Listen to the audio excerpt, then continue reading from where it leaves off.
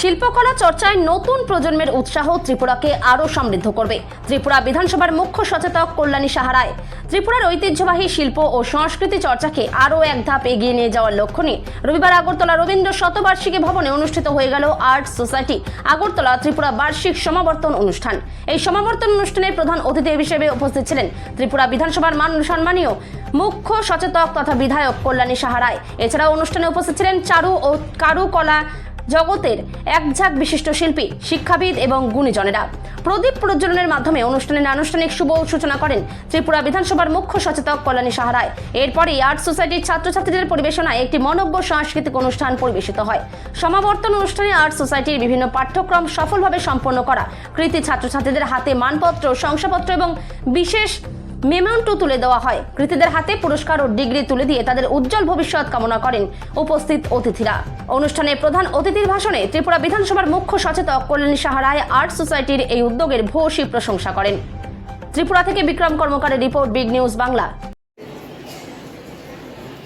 এত কানায় কানায় লোকের লোক সমাগম, তাদের উপস্থিতি, এটা আর্ট সোসাইটি যদি ওই জায়গায় ওই হৃদয়ে যদি সেভাবে পৌঁছাতে না পারত তাহলে এটা কখনোই সম্ভব হতো না। ধন্যবাদ আর্ট সোসাইটিকে যে এইভাবে আপনারা একটা শিশুকে প্রকৃত কারিগর করে তোলার প্রয়াস নিয়ে আজকে 21 বছরের জার্নি করে আজকে একটা বার্ষিক সমাবর্তন অনুষ্ঠানের আয়োজন করেছেন।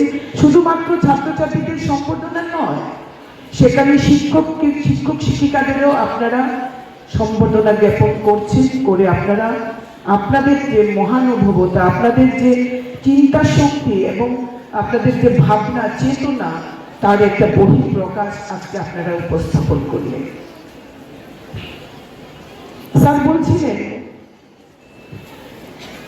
নতুনবাবু বলছিলেন যে ত্রিপুরার সঙ্গে রবীন্দ্রনাথ ঠাকুরের যে সম্পর্ক, তিনি সেটা নিয়ে অধ্যয়ন করছেন আমি জানি, এবং তার টেকনো ইউনিভার্সিটিতে তিনি যখন উপাচার্য হয়ে গেছেন তখন তিনি ট্যাগর লাউঞ্জ করে একটা বড় হল ঘরে সেখানে ট্যাগরের বিভিন্ন চিত্র সেখানে তুলে ধরেছেন। আমারও সৌভাগ্য হয়েছিল সেই নিয়ে, জীবনের একটা লক্ষ্য নিয়ে আমরা আজকে একটা পেশাকে বেছে নিয়ে আমরা জীবন চালনা করছি, এই সমাজকে এগিয়ে নিয়ে যাচ্ছি বা সমাজের থেকে সমাজের মানুষের কাজে লাগার চেষ্টা করছি। তখন তো এখানে যে আমরা যখন জন্মগ্রহণ করেছি তখন হয়তো টেকনোলজি বা ডিজিটাল এতটা উন্নত ছিল না বা ছিল না। আজকে ডিজিটালাইজেশনের যুগ, আজকে টেকনোলজির যুগ। সেখানে আজকে যে ছেলেটি জন্মগ্রহণ করছে কিছুদিন বাদেই তার কাছে মোবাইল আসছে, তার কাছে কম্পিউটার আসছে, তার কাছে ল্যাপটপ আসছে, তার হাতের কাছে গোটা পৃথিবীটাকে পাচ্ছে, যেখানে গুগল আছে, যেখানে আমাদের বিভিন্ন সফটওয়্যার যেখানে কাজ করছে, সেখানে তারা আমাদের থেকে টেকনোলজিক্যালি অনেক বেশি সাপোর্টিভ, অনেক বেশি অ্যাডভান্স। কিন্তু যে মানে এই নয় যে আমরা সমাজের আলাদা একটা অস্তিত্ব, আমরা সকলে এক, আমরা সবার আগে মানুষ। জেন জি পরে জেন আলফা আসছে, কিন্তু তারা অতীত